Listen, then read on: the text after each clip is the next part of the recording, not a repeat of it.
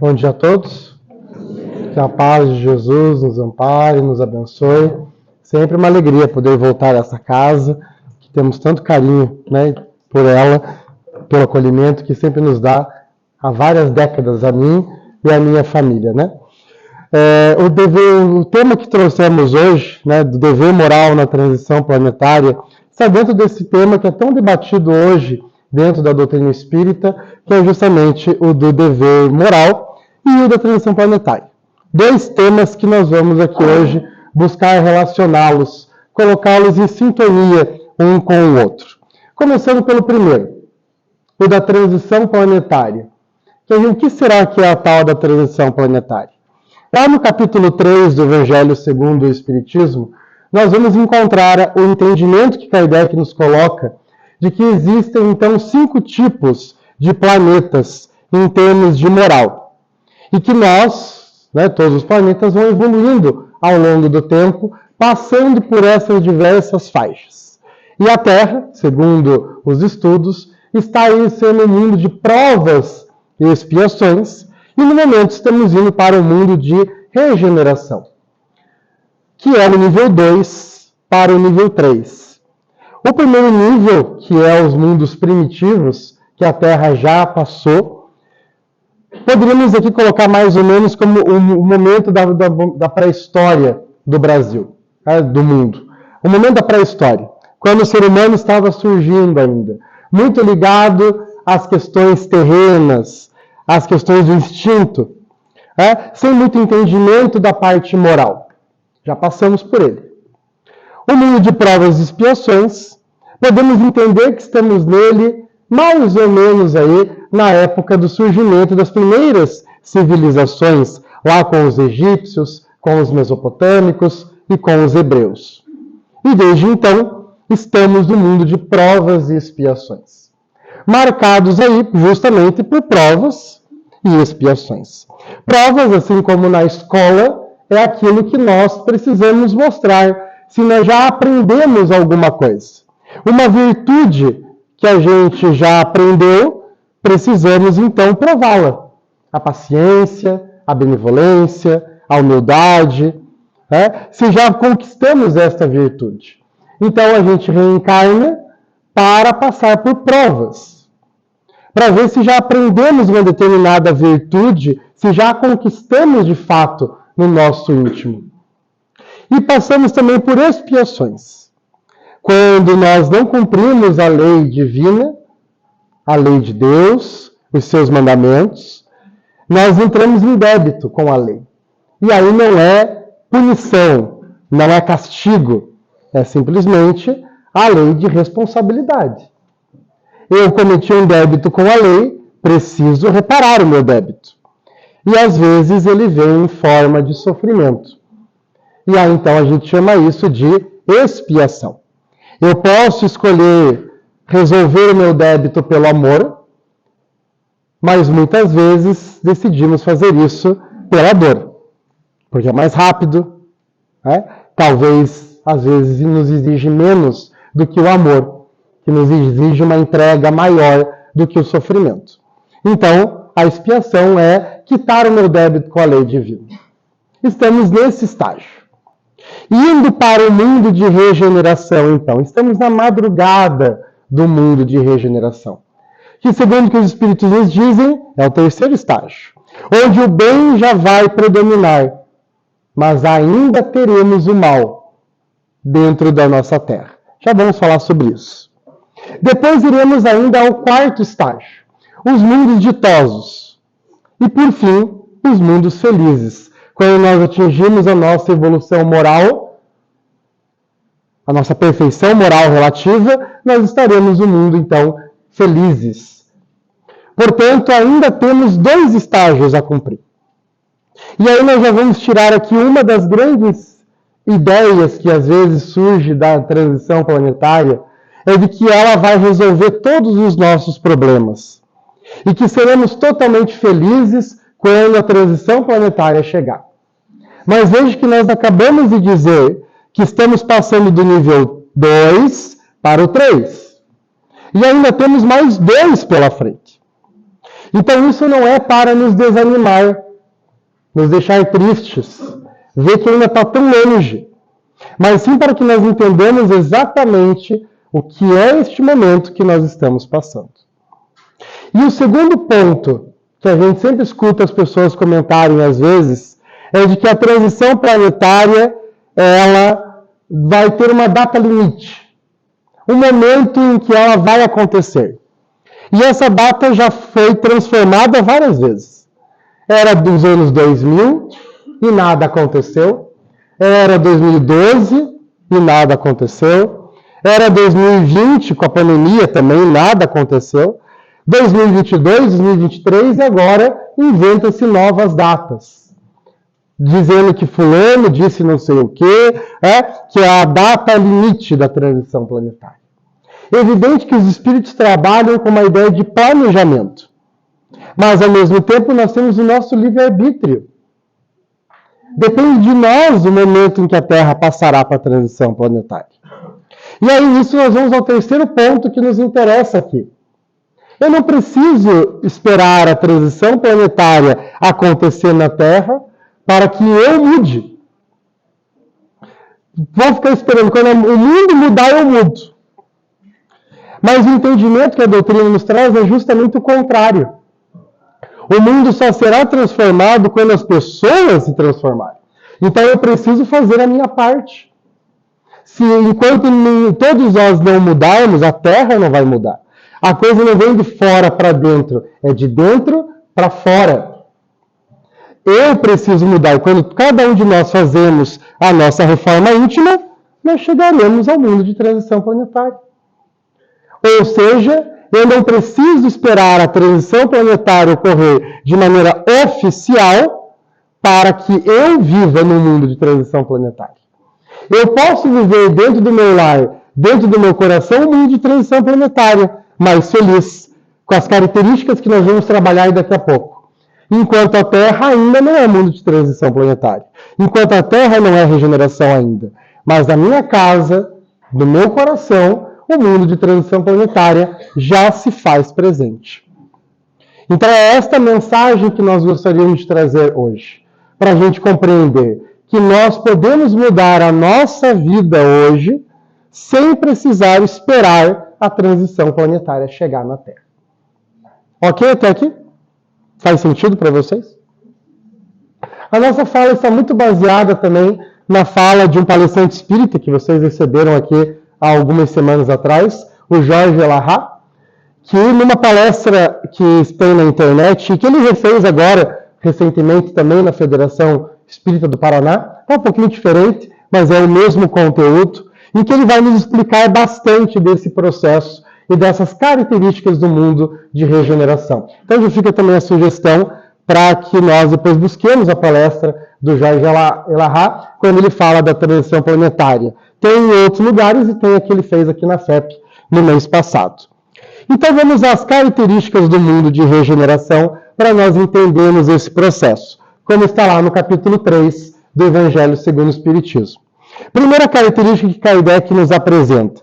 As almas ainda têm que expiar, mas aurem forças, recuperando-se das fadigas da luta. É o que a gente acabou de falar. Ainda teremos coisas para acertar, mas já é um mundo mais tranquilo.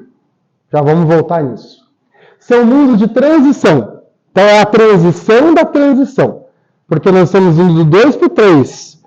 E o 3 é bem o meio do caminho para o número 5. Então é o momento de fato em que o mal vai ficar de lado e o bem vai prevalecer.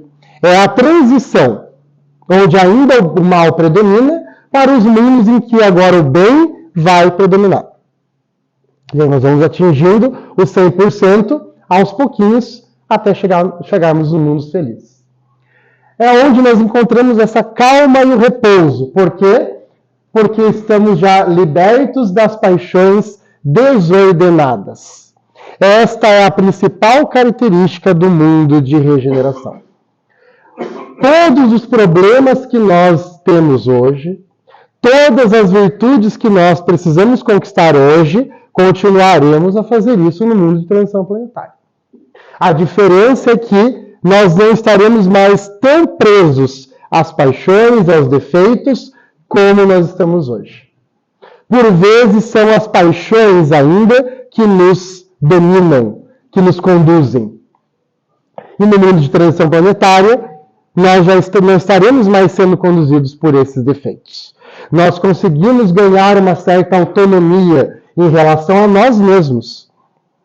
Ainda teremos que depurar essas paixões, esses defeitos morais, mas não no nível que estamos hoje, que nos cega, que nos leva a cometer abusos, excessos, exageros.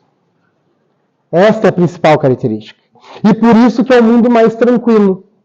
É um mundo de calma, onde a gente consegue de fato respirar um pouco. Porque senão, não é essa loucura que nós vivemos hoje na Terra, em que nós ficamos tão presos às nossas paixões, ao orgulho, à inveja, ao ódio que sufoca, como está lá na mensagem. A inveja que nos tortura, o orgulho que nos prende. Teremos orgulho, mas com um nível mais tranquilo. Vamos pensar em um outro defeito, como exemplo. O ciúme. O ciúme é um defeito moral? Ah, mas eu estou cuidando do que é meu. É o que a gente escuta as pessoas dizerem. Eu sou ciumento, mas eu estou cuidando do que é meu. Mas a outra pessoa pertence a nós? Nós somos dono de alguém?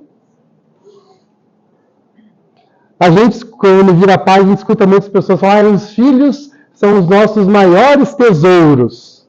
Não são nossos.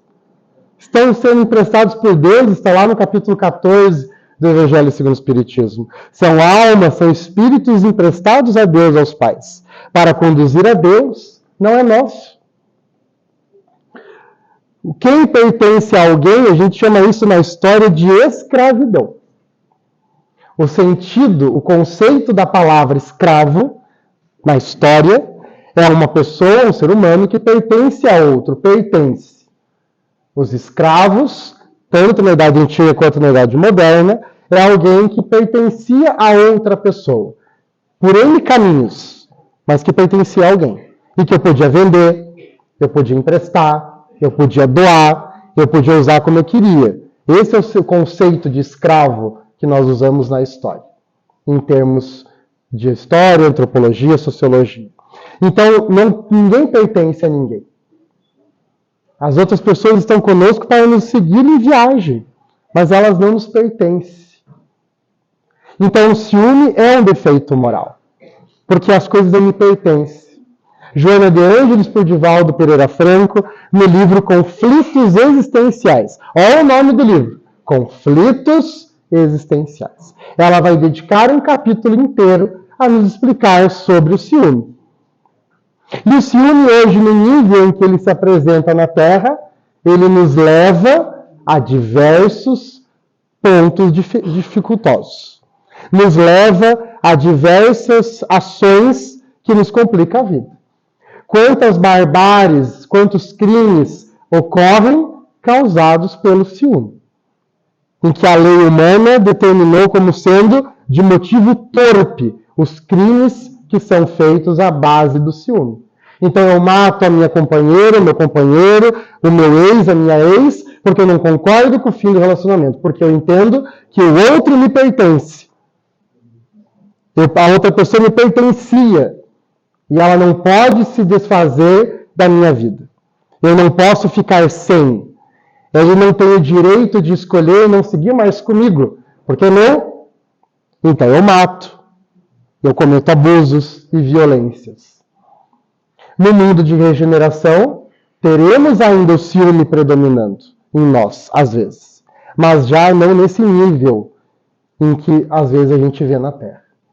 A inveja que nos leva a essa tortura, em que eu fico desesperado quando eu vejo que o outro conquistou algo que eu não tenho. O carro, o cargo, o dinheiro. Essa inveja me tortura. Eu fico desesperado. Eu não sei para onde caminhar enquanto eu não conquistar aquilo que o outro também tem. inclusive pessoas.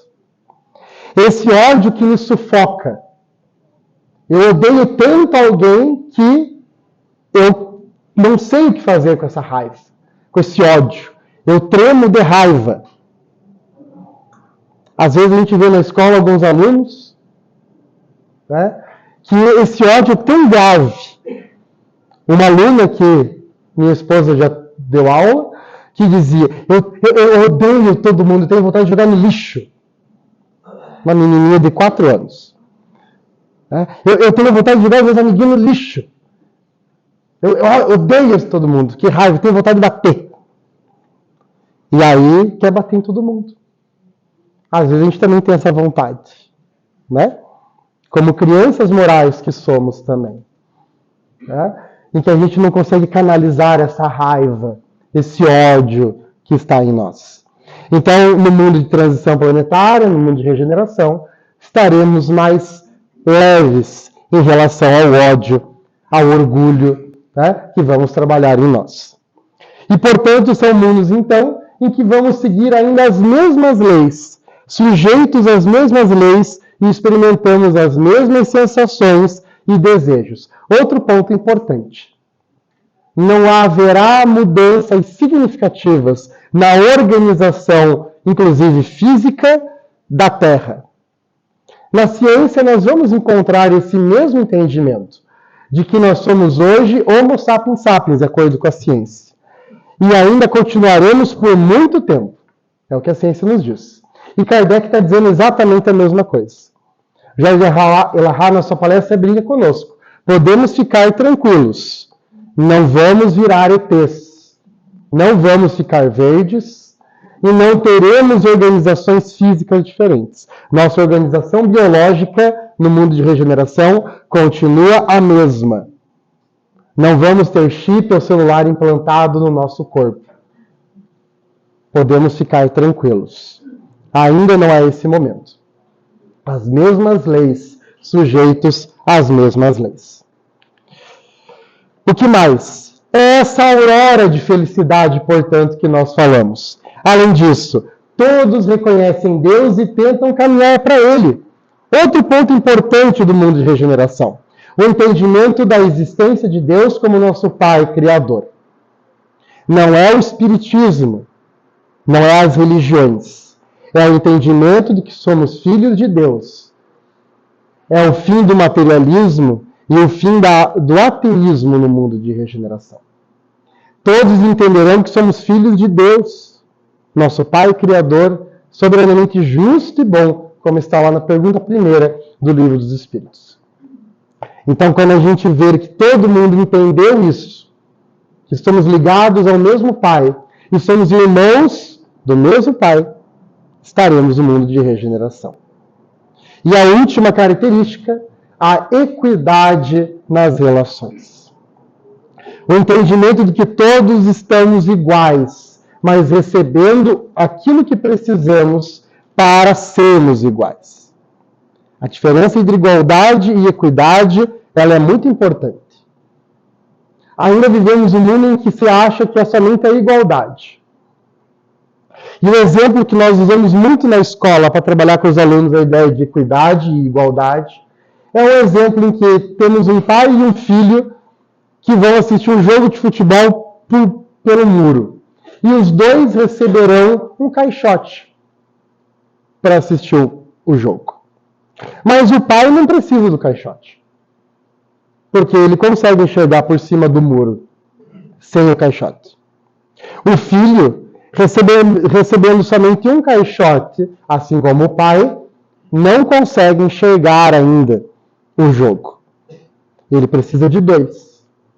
Então o pai cederá o seu para que o filho com 2 consiga ficar no mesmo nível que ele e assim os 2 consigam enxergar o jogo. Isso é equidade.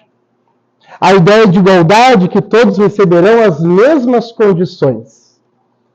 Mas às vezes cada um de nós precisa de uma condição diferente para podermos evoluir. A igualdade não nos leva à equidade. Isso já está claro hoje dentro da ciência e da psicologia. Precisamos dar aquilo que a pessoa precisa para que sim chegarmos à igualdade. Para que tenhamos as mesmas condições. Quando a gente fala dos filhos, como nós já falamos aqui em outras oportunidades, mas eu criei os meus 2 filhos iguais. Não sei por que são tão diferentes. A resposta já está na pergunta. Criei igual. São espíritos diferentes. Eu criei com os mesmos valores. Daí sim. Os valores são os mesmos. Mas para chegar a eles, cada um precisa de um caminho. Para alguns eu preciso ser mais firme, para outros eu não preciso tanto. Isso é a equidade das relações. Um precisa que eu seja mais firme, outro não precisa tanto. Então eu preciso ter essa noção das coisas. São espíritos diferentes. Eu preciso tratar de acordo com o seu contexto. E no mundo de regeneração, nós teremos essa equidade das relações. Então a gente olha para eles aqui e fala, nossa, nós estamos longe, né? Do mundo de regeneração. Como que nós estamos na transição planetária se a gente ainda vê tantos abusos e absurdos em relação a isso? Mas lembremos que a doutrina nos diz que nós estamos na transição planetária. É o momento último para que isso tudo aconteça. E é aquele velho exemplo da reforma. Nós estamos fazendo a reforma moral da Terra com todo mundo aqui dentro. E quem faz reforma em casa sabe a bagunça que é reformar a casa continuando a morar nela. Vai reformar a cozinha, os pratos estão no banheiro, os potes estão na sala, os talheres estão na máquina de lavar, aquela confusão, até a cozinha fica pronta. E é isso que nós estamos vivendo hoje na Terra. A transição planetária, a reforma acontecendo com todo mundo aqui. Por isso a confusão. E é o momento que alguns espíritos estão tendo a última oportunidade da sua encarnação aqui. Ou aprende, os trabalhadores da última hora, ou aprende agora a se encaixar no mundo de regeneração, ou continuará a sua evolução em outros contextos. Então estamos recebendo espíritos muito inteligentes, mas por vezes com a moral lá embaixo. E que é a última oportunidade para conseguirem evoluir junto com a Terra. Terão a oportunidade de seguir na sua evolução, mas em outros contextos. Por isso, a bagunça que nós estamos vivendo hoje na Terra. Ok até aqui? Sigamos? E aí, então, é que entra o dever moral. E essa palavra está lá numa mensagem maravilhosa do Evangelho segundo o Espiritismo, no capítulo 17. Avançamos agora para o capítulo 17, chamada O Dever, a mensagem. E que a gente traduziu como dever moral, porque estamos falando de virtudes. E o Espírito, então, nos traz uma série de características e de explicações do que é o nosso dever.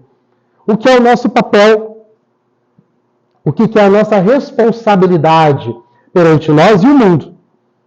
E o Espírito vai nos dizer que o dever moral é a lei da vida. Estamos aqui para evoluir moralmente. Esse é o nosso primeiro desafio na vida. O que estamos fazendo aqui? Conquistar virtudes. É para isso que estamos aqui. Não podemos ter dúvidas em relação ao porquê nós estamos aqui. É para adquirir virtudes. Tudo que nos acontece é para conquistarmos virtudes. Esse é o entendimento da doutrina espírita. Semana retrasada, inclusive, recebemos uma aluna na nossa casa fazendo trabalho da faculdade em relação ao espiritismo.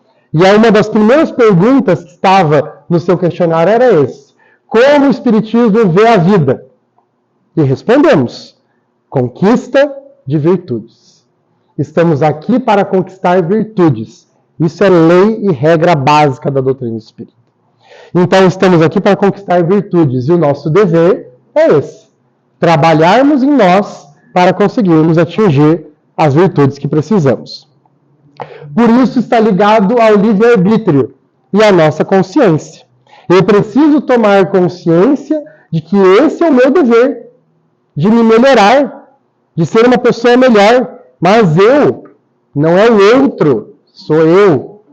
Não é a outra pessoa, é eu que preciso evoluir. O outro também precisa, mas eu não posso mudar os outros. Como a gente já brincou aqui da última vez. Foi comprovado essa semana, gente, uma pesquisa inédita. Uma pesquisa inédita. Foi comprovado de que não podemos mudar o outro. Não sei se vocês sabiam disso.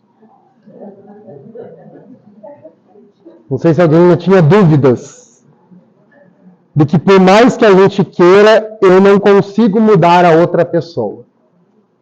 E se eu tento mudar, eu descubro que eu mudo junto. No casamento, quando ele diz, nossa, fulano vai mudar comigo na minha mão. A gente vê que mistura tudo. O que era só de um vira dos dois. As coisas boas e as coisas ruins. Então não é uma mudança daqui para lá. Ela é recíproca. A gente casa, a gente pega um pouquinho daqui, um pouquinho dali. A pessoa não jantava, agora janta. Mas ao mesmo tempo pega uma coisa daqui do outro e vai mudando, vai misturando tudo. A gente não é imune às influências da outra pessoa. Então, se a gente vai falar que vai mudar o outro, mas você vai mudar junto também, sem perceber. Porque a lei de sociedade que Kardec nos diz. Na lei de sociedade nós vamos evoluindo. Então nós temos aí essa consciência que precisamos ter, de que estamos evoluindo. E está ligado ao livre-arbítrio. Eu tenho a escolha de seguir o meu planejamento reencarnatório ou não. André Luiz, no livro Missionários à Luz, vai nos dizer que a maioria dos espíritos voltam ao mundo espiritual sem terem completado o seu planejamento reencarnatório. O que eles chamam aí dos que completam tudo de espíritos completistas. Seguiram exatamente o que estava planejado. E muitos de nós não completam. Por quê? Precisamos pensar. Por que eu não completei aquilo que eu mesmo me comprometi? Eu tenho livre-arbítrio de mudar o meu planejamento reencarnatório, mas eu preciso responder a isso. Então, o nosso livre-arbítrio, o dever, está ligado ao livre-arbítrio nesse sentido. Em que eu preciso seguir aquilo que está no meu planejamento, mas se eu não quiser, eu não mudo. Se eu quiser não seguir, é minha escolha. Mas aí eu terei que cumprir e seguir as tarefas e receber as virtudes de outra maneira. Se eu tinha planejado adquirir virtudes com uma determinada atitude, se eu escolho não tê-la, eu preciso repor de outra maneira. Mas o dever continua o mesmo, que é qual? Conquistar virtudes. Eu tinha proposto no meu planejamento reencarnatório que eu iria ser pai. Ou não estava no meu planejamento isso. Eu preciso pensar. Eu preciso analisar. Se eu escolho não ser pai, não ser mãe, que é uma oportunidade maravilhosa de adquirirmos virtudes, então eu vou compensar isso com outra atividade que vai trabalhar em minhas virtudes. Qual? Eu vou achar. Ou eu realmente não estava no meu planejamento reencarnatório. O meu planejamento é não ser pai e não ser mãe nessa vida. Ok. Como que eu vou saber? Consciência. Eu preciso olhar para mim, para a minha vida, e identificar qual é o meu planejamento reencarnatório. Eu não tenho uma resposta pronta para vocês. Cada um é com a sua história, com o seu planejamento. Precisamos analisar para saber qual é. Mas o nosso dever é conquistar virtudes. Mas qual é o nosso dever para com as outras pessoas? O Espírito é extremamente didático conosco. Começa quando a felicidade ou a tranquilidade do outro está ameaçada. Eu tenho o dever de ajudar, de ser benevolente e caridoso, quando a felicidade do outro está ameaçada. Olha que interessante isso. Quando o que eu estou fazendo está prejudicando os outros, é meu dever de perceber que eu preciso mudar. Eu estou vendo que o outro está em sofrimento e, portanto, não está feliz. E eu não faço nada para ajudar, eu sou responsável por isso.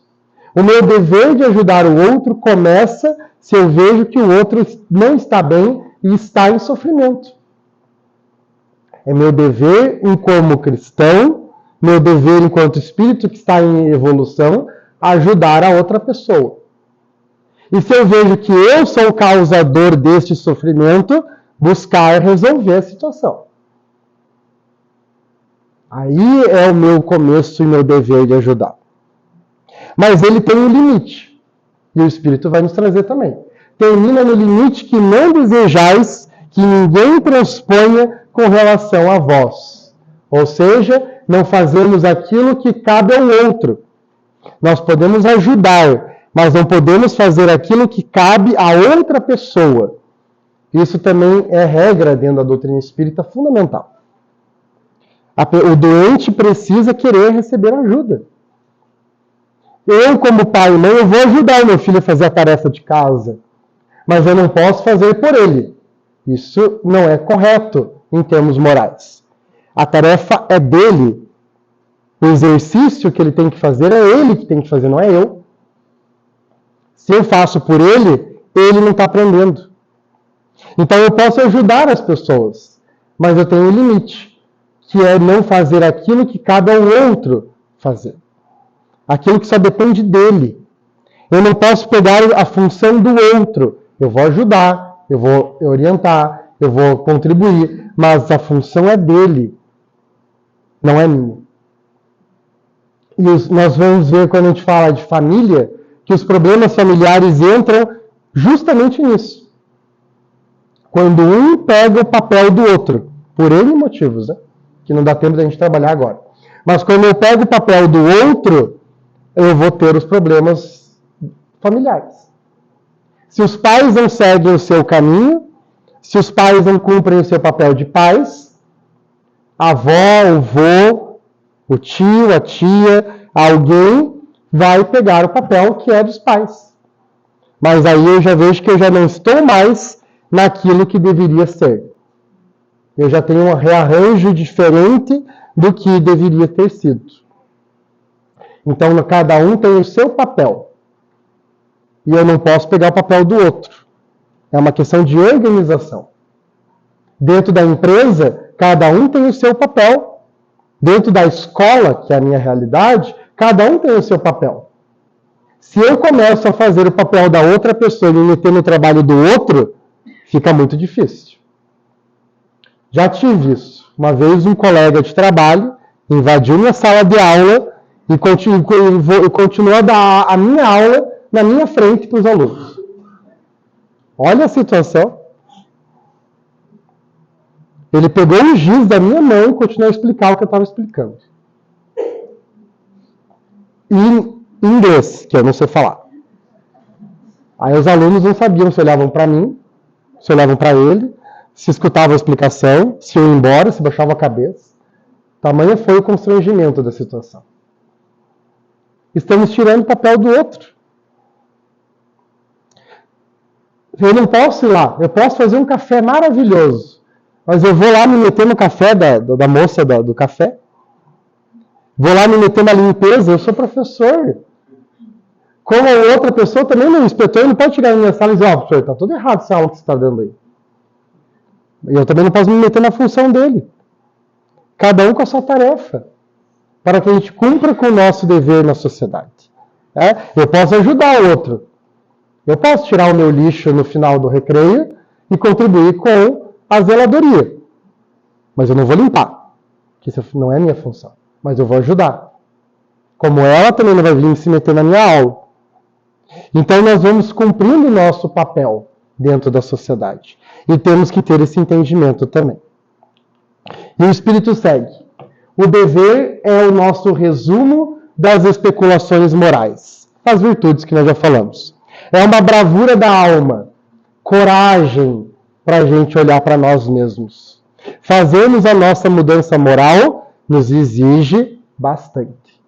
Exige coragem para a gente mudar. Mudar os nossos defeitos é a bravura que precisamos ter. Não é a bravura da espada, mas é a bravura de não agir como a gente está sempre acostumado. é de fazer o diferente na hora em que somos convidados ao desafio e à mudança de postura.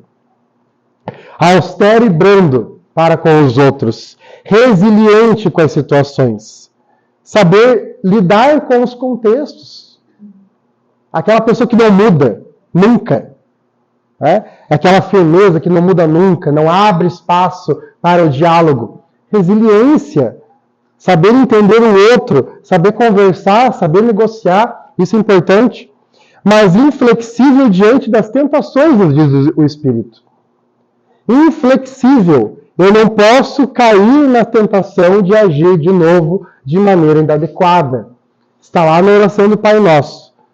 Livrai-nos das tentações, resistir às tentações. É isso que o Espírito está dizendo. As cascas de banana, como meu avô dizia, que os Espíritos vão colocando na nossa frente. E eu preciso resistir e não cair na casca de banana. Esse é o meu desafio de vida. E, portanto, isso está ligado à razão. Eu preciso pensar sobre tudo isso, raciocinar para seguir no meu caminho do progresso. Tranquilo? Concordam? Faz sentido para vocês? Qualquer coisa, briguem com Kardec e com o Espírito. Tá? Eu só estou interpretando. Tá? E por fim, por último, então, para nós encerrarmos, nós vamos a uma mensagem no livro Pão Nosso, de Emmanuel, por Francisco Cândido Xavier, numa mensagem com um título muito interessante, chamado Cadáveres. E é uma frase lá do sermão profético de Jesus, que está em Mateus, no capítulo 24. Por onde estiver cadáver, aí se ajuntarão as águias. É a fala de Jesus. Por onde estiver cadáver, aí se ajuntarão as águias. Jesus está falando lá dos falsos profetas, que haverão falsos cristos, falsos profetas. Está trazendo uma série de informações. E daí ele solta essa informação. Por onde estiver cadáveres, aí se juntarão as águias. Jesus está dando aula de biologia para nós? De que se onde tem cadáver vão se juntar águias? Não. Ele está falando de questões morais, obviamente. Mas é muito óbvio, a gente sabe disso. Um corpo em decomposição, vem uma série de organismos que dependem daquela carne para sobreviver. Aula de biologia. Então, isso é muito claro para nós. Mas não é isso que Jesus está nos falando. Ele está nos falando de quando é o convite para abandonarmos as nossas posturas antigas. Se eu não evoluo, se eu não conquisto as virtudes em mim, é como se eu fosse um cadáver. Eu vivo, mas eu não vivo de verdade. Eu estou vivo, mas eu não vivo a minha vida. Não sou cheio de vida, como diz Jesus. Então, quando eu busco fazer a minha mudança moral, quando eu estou em processo de evolução, eu estou aproveitando as oportunidades que a vida me coloca, eu estou agindo de maneira correta, estou vivendo de fato. Se eu vou me fechando a tudo isso, me entrego ao ódio, à desilusão, à tristeza exagerada, é como se fôssemos cadáveres morais, que não evoluímos, em que estamos agindo do mesmo jeito, em que a gente vai seguindo do mesmo jeito igual sempre. Eu só estou levando a minha vida, deixa a vida me levar, como diz a música. Só vou levando. Jesus está falando que é como se nós estivéssemos como cadáveres. Estamos mortos por dentro, apesar de continuarmos vivos. Com o físico, com o biológico intacto. Mas o moral é como se estivéssemos mortos. Quando a gente assiste as ficções de zumbis, várias vezes já escutei alguns amigos falarem: meu Deus, será que é possível de acontecer uma invasão zumbi? Vai que realmente é verdade isso que está nos filmes? Vai que acontece mesmo vivinhos zumbis invadir a minha casa? As pessoas virem aqui como zumbis e me matar? Eu preciso estar preparado para isso. E aí eu digo, mas nós já estamos vivendo as invasões zumbis. Os zumbis já estão por aí. E estão querendo invadir a nossa alma. Tanto os zumbis físicos quanto os desencarnados. Simbolicamente. As pessoas que não aproveitam a vida para nada.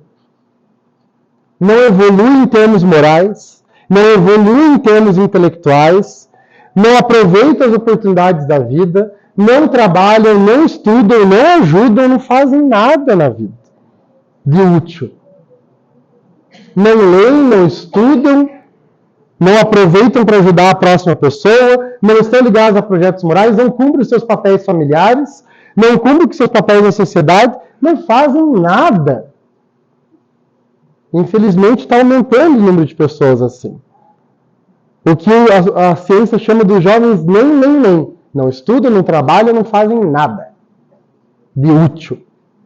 Não lavam uma louça, como diz o ditado, né? Porque não é possível que não há trabalho para nós fazermos. Não sei vocês, mas a minha louça lá em casa não para.